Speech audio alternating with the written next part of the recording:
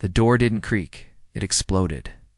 1 second, I was deep in a classified Zoom call with the FBI's cybercrime task force. The next, glass shattered behind me and there she stood.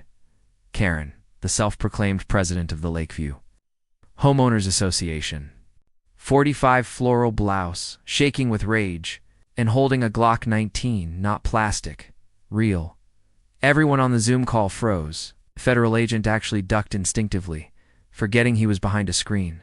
Karen was yelling something, spittle flying, but I couldn't make out the words. The gun in her hand drowned out every other detail. My office wasn't supposed to be accessible, 3rd floor, locked corridor, private code. But here she was. She was armed. Every person watching through the screen, FBI agents, analysts, one guy from Homeland Security, sat with their mouths open, frozen in disbelief. My brain split. One half screamed, "This is real." The other half ran 100 different ways out of the situation. Why was she here? Why now? I didn't even live in Lakeview anymore. And the worst part? She hadn't seen the laptop yet. If she did, she'd know exactly who I was talking to, and that might have been her final trigger. She stepped further in, slamming the door shut behind her. Click locked. My exit was gone. "You think you can spy on me?" she shouted, her voice cracked like broken ice.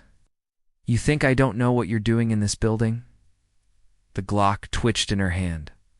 She wasn't stable. I didn't dare move. But someone on the Zoom call did. "Do not engage. Get down.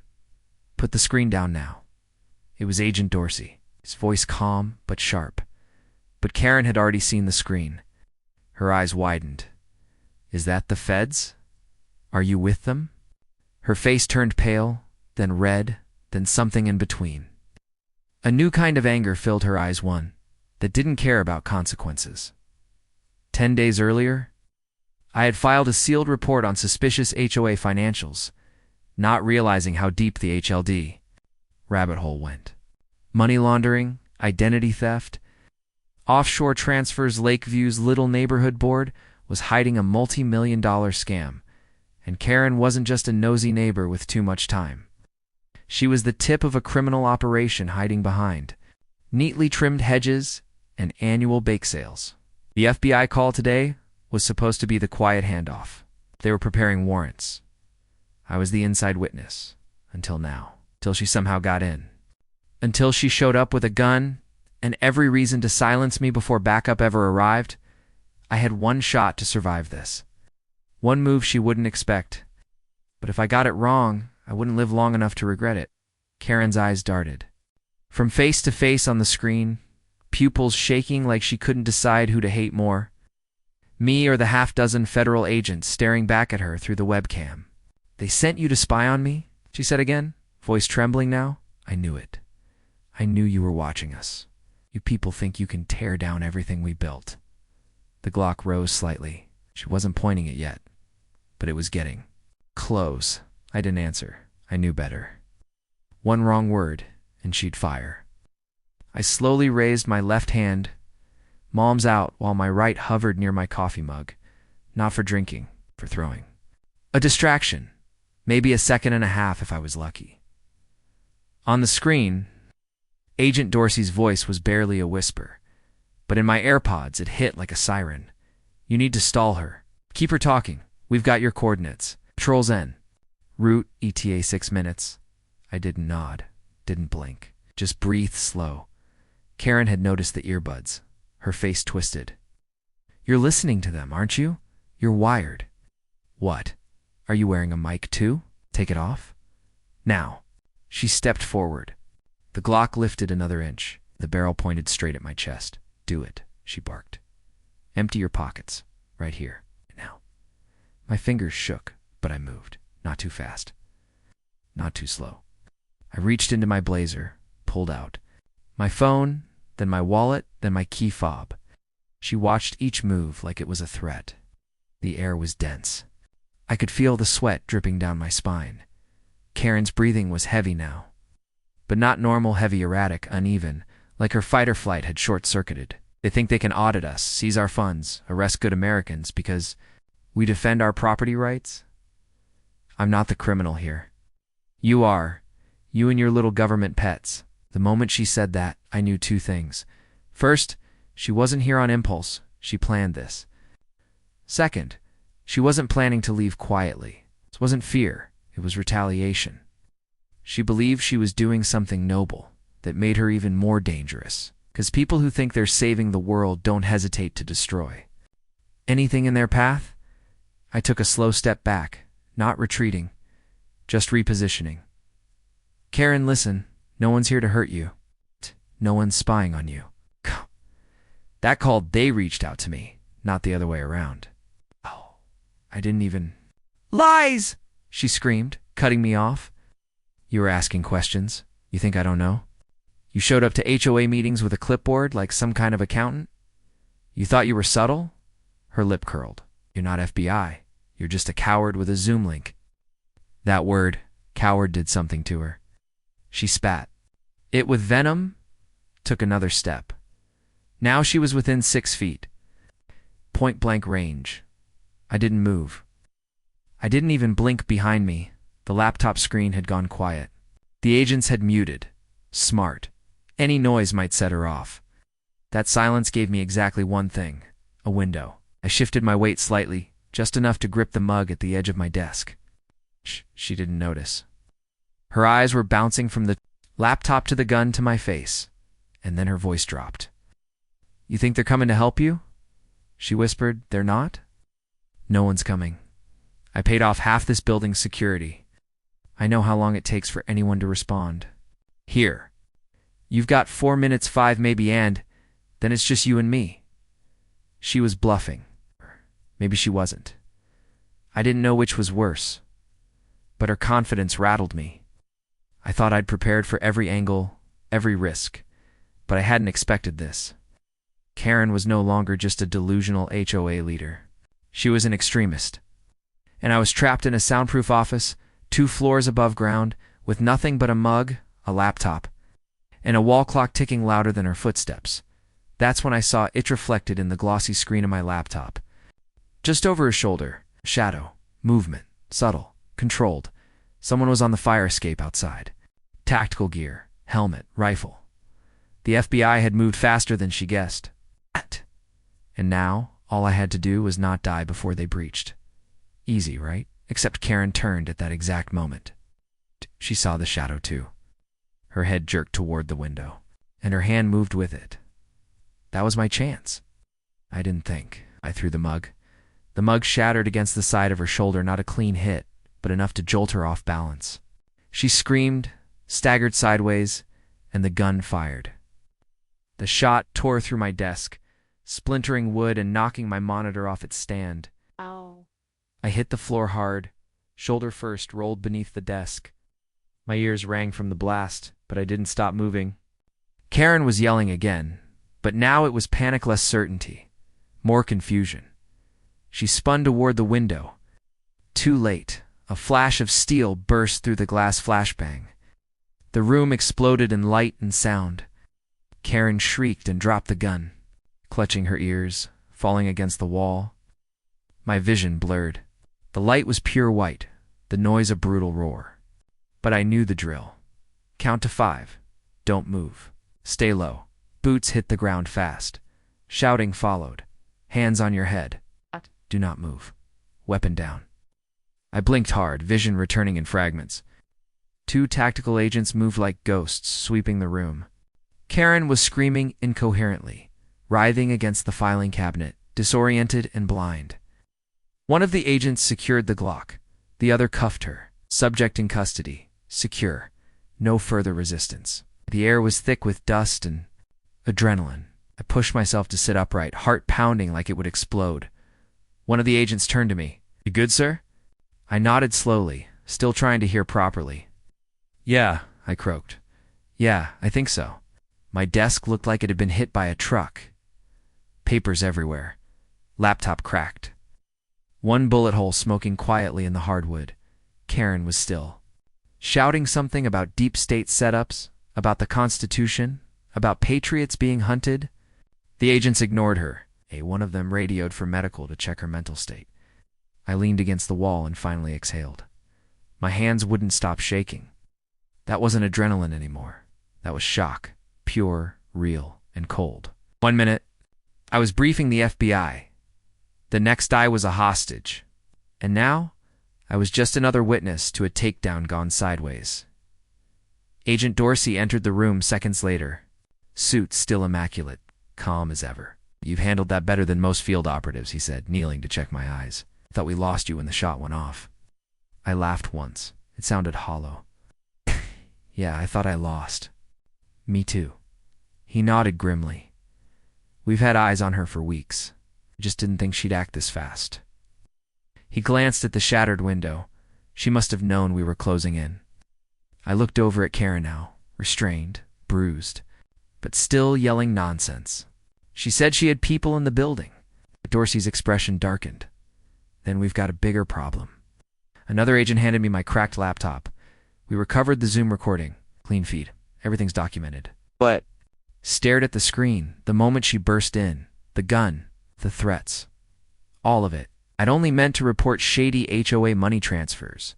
Instead, I'd exposed something much worse. I wasn't sure if I was a hero or a target now. Outside the office, the hallway was swarming. SWAT, local PD, unmarked agents, cameras disabled, neighbors evacuated.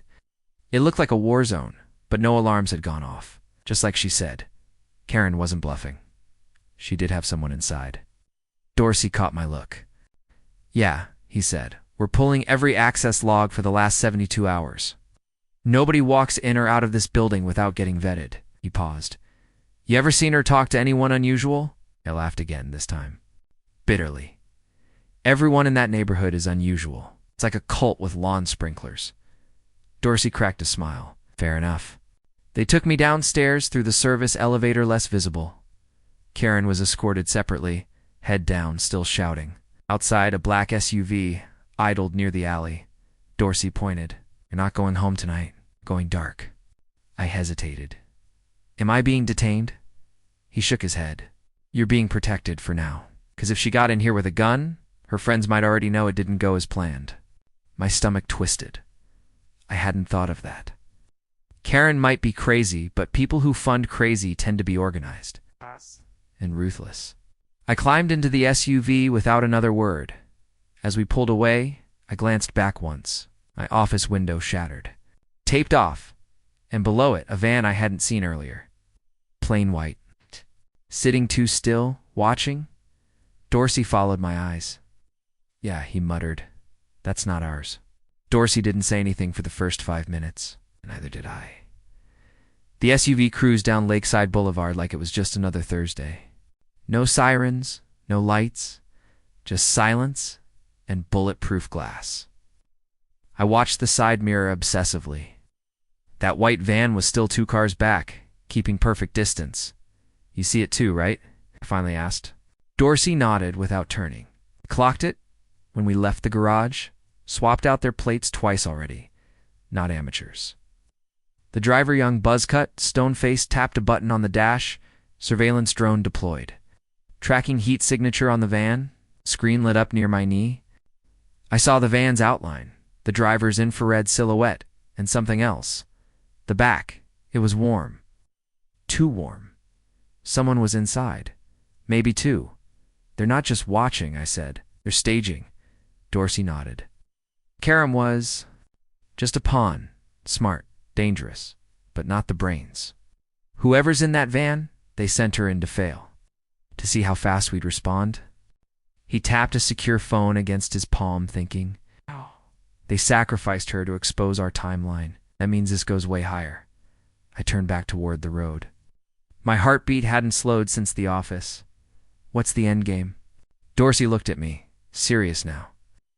They're not after data anymore. They want the whistleblower gone.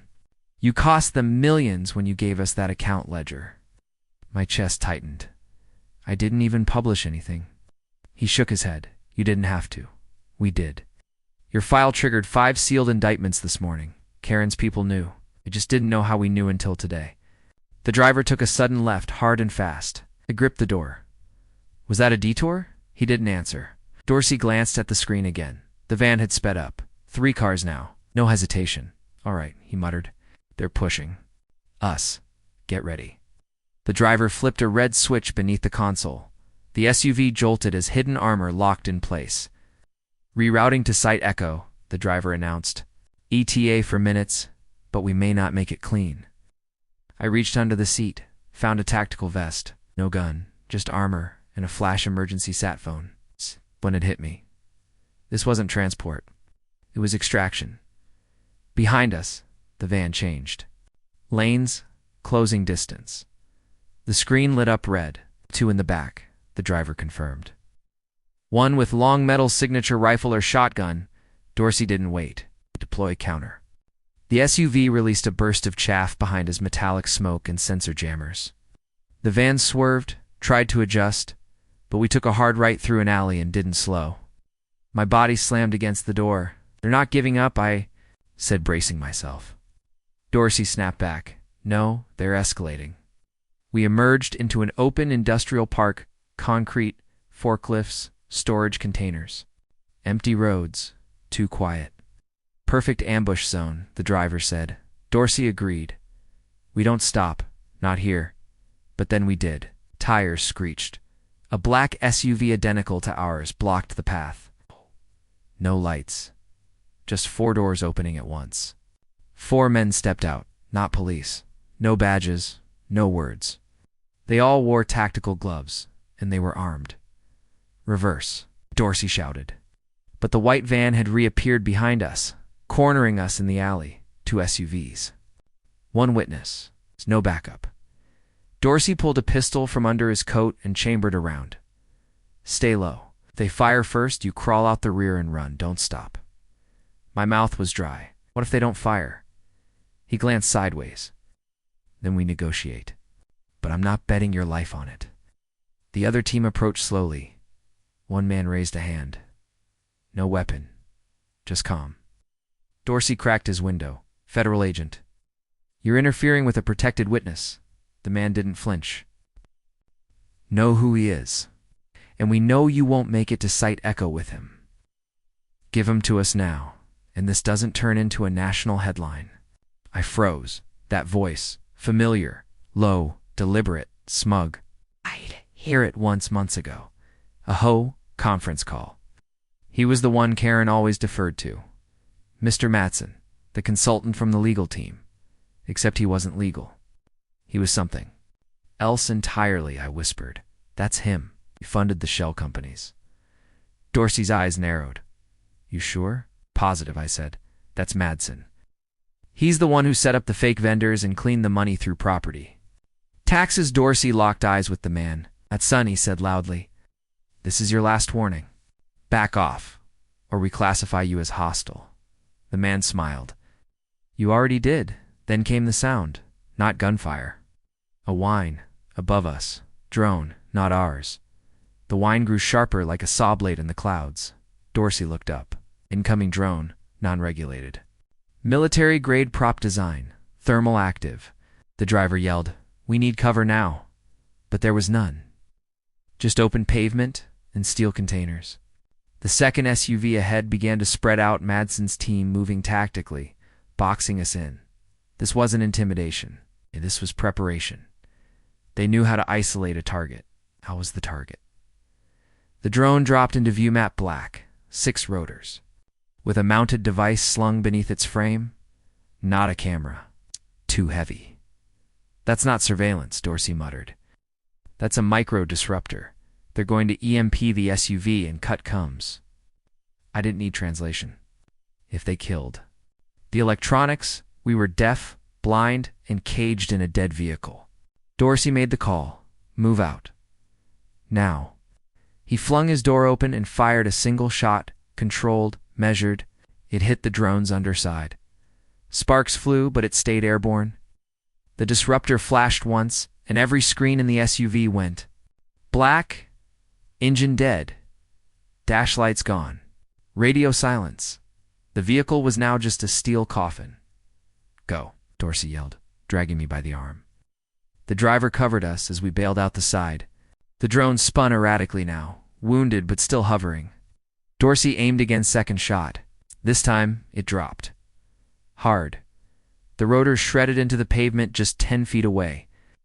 But the team ahead didn't even flinch. Madsen was walking straight toward us, no cover, no fear, just a calm, precise advance. "Don't run," he said, voice carrying. "You don't understand who you're up against. You think this ends with Karen?" Dorsey pushed me behind a shipping container. "Do not move from here," he snapped.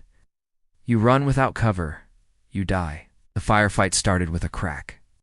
One of Madsen's men opened up semi-auto, tight bursts toward the SUV. The driver returned fire professional, crisp. But they had angles. He didn't. I saw him drop. One shot to the leg, then another. Dorsey dragged me deeper behind the container. "We have 30 seconds before they flank us." I looked around. "What do? We do what they don't expect," he said. Then he pulled a small device from his vest, miniature remote charge. "We blow their cover." Armed the device and tossed it under a stack of metal crates on the far side. 5-second fuse. The explosion wasn't big, but it was loud. Shrapnel flew. The crates buckled, and Madsen's team scattered briefly. "Now," Dorsey barked. We sprinted, zigzag pattern, heads low, hearts pounding. I couldn't hear anything, except my breath in the rush of wind as bullets tore through the air inches behind us. We dove into a maintenance garage at the far end of the lot. Dorsey kicked the door shut behind us, bolted it. "We've got 1 minute before they breach." I scanned the room. Nothing but old forklifts, rusted barrels, and chains. "There's no exit." "There's always an exit," Dorsey said. He pulled a tarp off a service tunnel hatch in the floor. "Utility corridor. It'll be dark, tight, and unsecure, but it leads outside the perimeter." "And then what?" I asked. He looked at me. "Then we disappear." We dropped into the tunnel just as the garage door exploded inward. I could hear boots storming the space above us, voices yelling, steel being kicked aside. But down here it was all echo and darkness. We ran bent low, each step slick and blind. Water dripped from overhead pipes. The air was rank with mold and old oil, but we didn't stop. My legs were cramping, my lungs burning, but I kept going. I had no choice. After 5 turns, Dorsey stopped suddenly. He raised a fist signal to freeze. I almost collided with him. Then I heard it, ahead of us. Voices, not ours. "They're in the tunnels too," Dorsey whispered. "They knew the route." I backed against the wall, terrified. "Then where do we go?" Dorsey pulled out a flare. "Up!" He yanked a side ladder and kicked open a rusted vent shaft above us. "Climb. Now. I'll hold them." "I'm not leaving you," I snapped. "A request," he growled. "You're the witness. I'm the wall." "What?" "Climb." I hesitated, but only for a second. I climbed. As I pulled myself up, I heard gunfire below. Muffled, sharp, then silence, then more boots. I kept crawling. The shaft was barely wide enough, but I kept moving. Finally, I reached a grate, kicked it, broke it. I fell out onto gravel. Fresh air hit me like ice. I was outside. I was on the edge of the rail yard. No cars, no people, just emptiness. But in the distance, a chopper. Low, no markings. A red flare fired from its open bay. Extraction, I ran like my life depended on it because it did. The unmarked chopper hovered low over the rail yard, blades ripping through the air with a vicious pulse. The red flare from its bay door lit the gravel like a warning light, but I didn't slow. I was limping from the sprint, bleeding from my right elbow, dizzy from the tunnel fumes. But I kept moving. Behind me, Dorsey had gone silent. No shots, no comes, just absence. And that silence was louder than anything. A man in tactical gear waved from the open side of the chopper. No logo, no badge. But he was holding out his hand. "Move," he yelled over the rotors. "We've got you." I reached the landing zone as the rail dust kicked up into my eyes. He grabbed my vest, pulled hard, and I was airborne dragged inside. The bay door slammed shut behind me. The pilot looked back once, nodded. "We're clear. Destination Bravo." I dropped to the floor, heart racing, trying to make sense of what just happened. "What about Agent Dorsey?" I asked. "Is he secured?" the man said flatly. "We'll debrief you when we're airborne." But something about his tone felt off. No emotion. No urgency. Just ... protocol. Too smooth. I scanned the cabin. No FBI IDs. No comms chatter. No encrypted laptop like before. Just two men. Quiet, professional, expressionless. "Who authorized this evac?" I asked. The one beside me met my eyes. Division 6 asset retrieval that stopped me cold. I never heard Dorsey or anyone at the task force mention. "A Division 6. You're not Bureau," I said slowly. No answer. Just a blank stare. The man tapped his earpiece. "Asset secured. Package stable. Phase 2 ready." My blood turned to ice. Package. Not witness. Not individual. Package. I wasn't being rescued. I was being transferred. "Where are you taking me?" I asked. The man beside me leaned in, almost sympathetically. "You should sit back and relax. It'll be easier that way." "Easier for who?" I asked. "You or the people paying for this ride?" He didn't answer, just tightened the strap on his holster. I stood up. The other man moved, slightly blocking the door to the cockpit. "Sit down," he said, firmer now. "You're not in control of this phase." "I didn't sign off on any phase," I snapped. "Where's Dorsey? I want to talk to him now." That's when I saw the patch. Under his jacket, sleeve barely visible. Not FBI. Not Homeland. It was the logo I'd seen once in a financial trail buried in HOA records. A shell company tied to overseas asset firms. Latin motto. 3 arrows. Triary Systems. Karen's people. Just been extracted by the enemy. The chopper banked hard to the right, pulling toward a river route. I lunged for the rear bay control, but the man beside me grabbed my arm, fast steel grip, trained. "You don't want to do that," he said calmly. "You open that door, we both fall out." "That's better than ending up in a hole somewhere in Nevada," I snapped. His grip tightened. "You're not going to a hole. You're going to a briefing center. You have data we need. And you're going to give it to us. You'll never get past the encryption," I said. "Not without me," he smiled. "Exactly." Suddenly a static burst came through the cabin intercom. A voice broken raw, angry, familiar. "Stand down. That chopper is not FBI controlled. Repeat, not cleared. You're being hijacked." It was Dorsey. "Alive. Do not comply." Override sequence in 30 seconds. The pilot swore under his breath. "How did he get back on comms?" The man next to me moved for his earpiece, but I was already moving. I kicked upward, hard right into his wrist. His earpiece flew off. He swung back, elbowing my jaw. Pain exploded through my cheek. I stumbled but grabbed the seat harness, then shoved him into the side panel. The cockpit door burst open, and the pilot turned, gun raised. I ducked. The shot missed. Grabbed the emergency flare gun from the wall, aimed at the dashboard. "Don't," the first man shouted, eyes wide. Too late. I fired. The flare exploded. Into the dash fire sparks, everything short-circuiting at once. The chopper dipped instantly, systems fried, warning lights screaming. The main console caught fire. "We're going down," the pilot yelled. "Hold on!" The world spun. Metal groaned. Gravity vanished. Then everything went black. Blackness didn't last long. A loud hiss tore through my ears as consciousness slammed back into place. Smoke filled my lungs. Metal groaned above me, rhythmic beeping. It was somewhere behind the panel, and I couldn't tell if it was from the chopper or my own head. My body felt weightless, but not in a good way. We were tilted, hard-nosed, down into the dirt.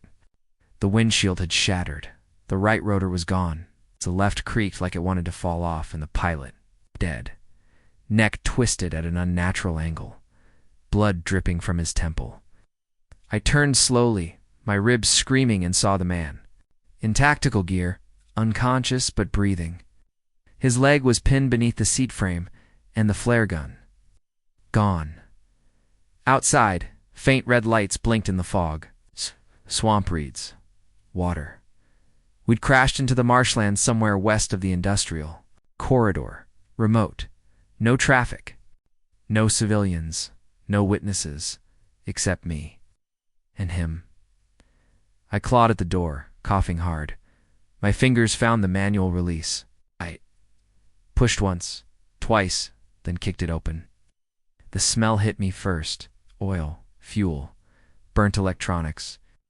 I stumbled out, half falling, onto wet grass. My knee gave out, but I kept crawling. I had to get distance before he woke, before whoever sent him showed up to finish what he started. Behind me, the groan of metal. He was awake. I turned and saw him dragging himself from the wreckage, blood running down his temple, rage in his eyes. "You're dead," he muttered. "You don't even realize it yet." Pulled something from his belt, a tracking beacon, clicked it, tossed it into the reeds. "I'll be here in 10 minutes, you won't be." I ran, limped, really. Every step felt like my joints were broken glass. But I had adrenaline, and that was enough. I ducked through brush, slid down a bank, and hit water, stagnant and cold. I kept moving until I couldn't hear him anymore. I crouched behind a rotting log and tried to breathe, then dash crack. Not from behind, from in front. Someone else was here. I froze, not even blinking, just listening. There it was again. Not boots, something lighter. Cloth against bark. Someone else was tracking him. It's not me. Then a voice, low and firm. "You have 30 seconds to show yourself, or I put a bullet through that log." I rose, hands up slowly. She stepped into the open. Black jacket, tactical pants, short hair. Night goggles lifted up to her forehead. M4 rifle slung tight. She didn't look like FBI. She didn't look like Madsen's team either. "Name?" She barked. "Why are you alive?" I coughed. "I could ask you the same." She didn't smile. "You're the civilian Dorsey pulled into this mess. More like they pulled me into it. You just fell out of the sky in a hijacked chopper. That's not a coincidence." She lowered the rifle half an inch. "I'm with a contingency. Unit Dorsey, activated off books. You're lucky he still had the access codes. Otherwise, you'd be zip-tied in a container ship by now." I stepped out from the log. "He's alive." She nodded. "Barely. He made it out of the tunnels. Got a burst off before losing signal. We intercepted it, Madsen. Still active. But we have eyes on one of his fallback safe houses. You're the only confirmed link to his offshore funding ring. You're the play, whether you like it or not." She paused. "Can you walk?" "Sort of." "Good, because we've got 8 minutes before that beacon brings real trouble." She pointed past the swamp toward a faint gravel trail. "Extraction is 2 clicks northeast. You move, you live." We started walking slow, quiet. The night was still, eerily still. And then she spoke again. "Want to know why there?" "After you." "I figured it's about the files," I said. "The shell companies. The HOA scam." She shook her head. "That's the surface. The scam was real. But the data you pulled? Buried inside it was something else? Inside invoice metadata? A list of coordinates? Remote facilities? Off-the-books labs? In one access protocol?" She glanced at me. "It's not money laundering anymore. You stumbled onto something military. Unauthorized biotech research. They've been hiding it under property development funds." My throat went dry. "So, Karen was just the gatekeeper. Madsen's the handler. But above him, nobody knows. Every time we get close, agents vanish. Files disappear. But that protocol string you uploaded, it's what they want. That's why they want you. You didn't just expose corruption. You exposed something classified." I stopped walking. I didn't ask for this. She turned. "Doesn't matter. You have it. Now we survive it." In the distance, a thumping sound. Another chopper. This one bigger and closer. We ducked instinctively. The thumping grew louder, rhythmic and aggressive, lower than the first chopper, heavier. Military grade. The woman, she hadn't given her name, grabbed my arm and pulled me into the tree line. "Too fast for Bureau, to clean for local PD," she said, scanning the sky. "That's Madsen's bird." One looked up, silhouetted against the moonlight. It was darker than the sky itself. No tail number. No ID. Twin rotors. VTOL class. Not commercial. Not legal. "He's landing," she muttered. "He's not sending people this time. He's coming himself. We dropped behind a moss-covered embankment as the aircraft set down no more than 80 yards away. Dust blew up in waves. The tree line shook with the power of the descent, then silence. A long moment, then boots hit the grass. 1, 2, 3, 5 men in full armor, black helmets, submachine guns, and 1 man unarmed. Madsen. He wore a simple black jacket, gray shirt, dark, jeans, no weapons, just confidence. The kind you don't fake. He didn't scan the area. He knew exactly where we were. "You're probably watching me," he said, voice louder than necessary, like he wanted it to carry. "And that's good. I want you to listen. No gunfire, no chase. I just want to talk." The woman beside me whispered, "He's stalling, trying to buy time for his ground team." "Then let's not give it to him," I whispered back. She readied her rifle. "On my mark, we move around right. I know you're with the off-books crew." "Agent Reeves," Madsen said, turning slightly. Her eyes narrowed. "How does he know me? He's been watching this longer than we thought," I said. Madsen continued, "If you shoot me now, you lose your only source of leverage, because the man next to you," he pointed directly at the embankment, "he doesn't have the full key. I do." Reeves froze. "That's not possible," she whispered. Madsen smiled like he heard her. "You're thinking I'm bluffing. Standard PSYOP protocol. But you know I'm not." Pulled the metadata. But it was only half the puzzle. What your witness found was noise raw data scrubbed and recycled across 6 front companies. But the locations, the labs, they weren't ours. They were federal. I stood slowly, ignoring Reeves' protest. "You're saying this was U.S. government?" Madsen didn't blink.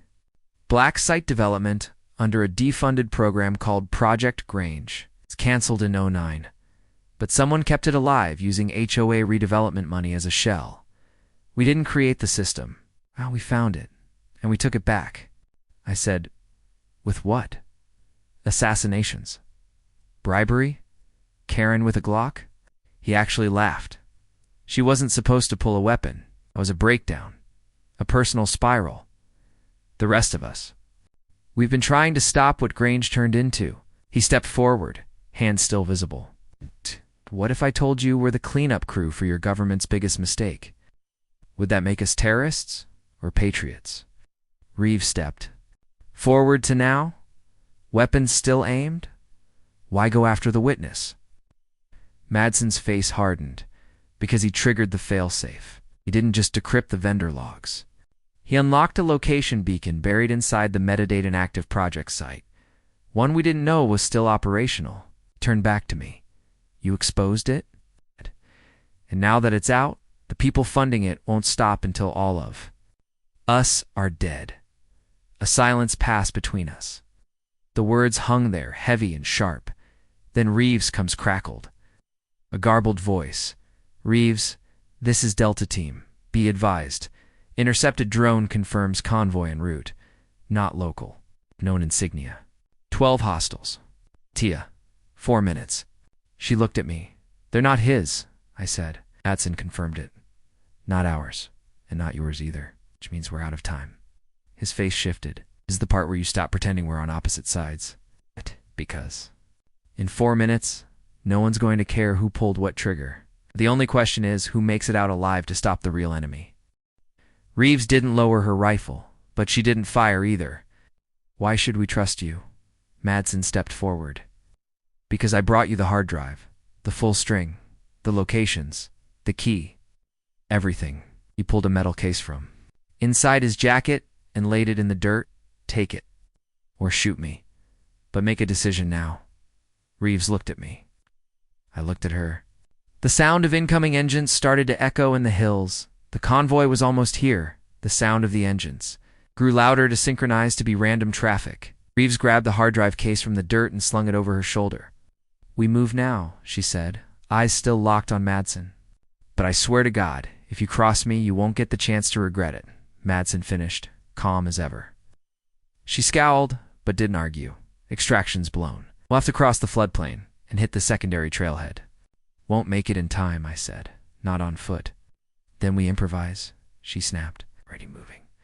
We ran. The reeds clawed at our legs as we pushed through the wet marsh grass. Madsen didn't speak. He didn't need to. The look on his face wasn't smug anymore. It was calculated, focused. Ahead, the faint outline of a chain-link fence marked the edge of the floodplain. Beyond it, an old industrial road, mostly abandoned. The kind of place you'd hide something important and illegal. And that's exactly what they'd done. A low rumble hit the ground first, then the headlights.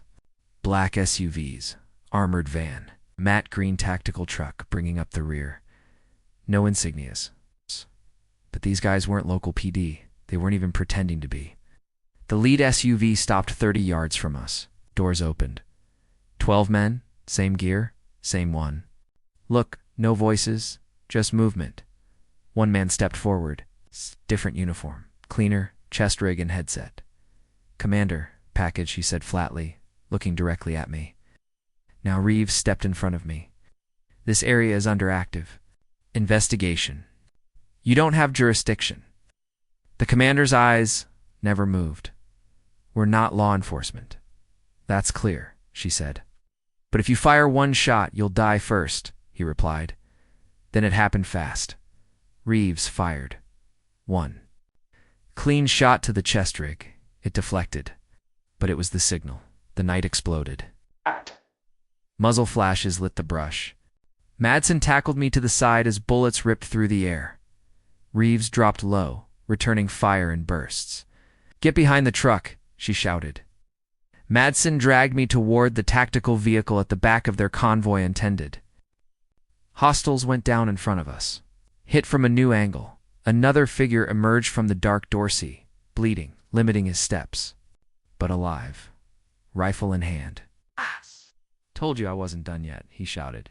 "Get in that truck now." Reeves and Madsen covered the flank while Dorsey limped beside me to the driver's side. Shot the lock, climbed in, hot-wired the ignition. Like he'd done it before. "Hold tight," he growled. The truck roared to life. We smashed through the fence as bullets sparked off the side panels. Reeves jumped onto the back rail as we passed. Madsen leapt in after, ducked low as rounds. Tore through the cab ceiling. "We got the drive," I yelled. "We have it." Dorsey didn't react. He was busy dodging another SUV barreling into the road behind us. "We're not out yet," Reeves called out. Those weren't mercs. They were handlers. I turned. "Handlers for who?" She looked at the case. "Whoever built the site Madsen tried to bury." Madsen finally spoke. "Not bury, contain." We hit the curve fast, nearly flipping. The truck skidded and corrected. Behind us, the last two SUVs tried to follow, but one flipped in the mud. The other slowed. They weren't pursuing anymore. They didn't have to. We were headed right where they wanted us. 10 minutes later, we pulled into an abandoned gas station. Dark. Remote. The kind you only see in dreams or nightmares. Dorsey killed the engine. Ow. Everyone jumped out fast, checking angles. No movement. Just stillness. Reeves set the hard drive on the hood of the truck and opened the case. Inside, one steel-encased SSD, one paper folder and a red keycard marked Grange 9. Auth LVL. SIGMA. Dorsey's face turned pale. "No one under Joint Command should have that clearance," he said. "Not without a state-level sanction." Madsen leaned in. "That's because it doesn't exist anymore." They wiped the project in 2010, but one site was never decommissioned. Reeves opened the folder coordinates. Photos, surveillance, logs dated just 2 weeks ago. Inside, a lab facility deep in the Arizona desert, still active, still powered, still occupied. "They're still running experiments," she whispered. "No oversight, no records." Dorsey looked up. "What kind of experiments?" Madsen finally answered. "The kind that can rewrite DNA from scratch."